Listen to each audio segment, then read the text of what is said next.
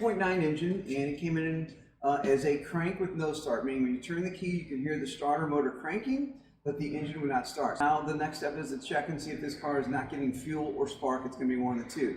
So then we came over to this connector right here, and we disconnected the fuel pressure line, the fuel line, and we tested fuel pressure on it with our fuel test system, with our fuel pressure tester, and we were getting 0 psi.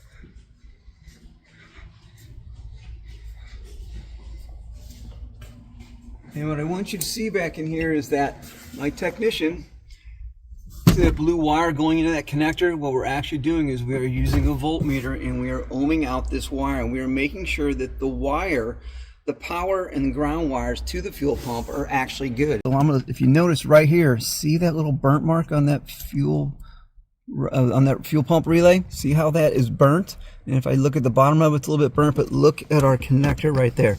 If you can see that, we actually have a burnt connector in this whole fuse block.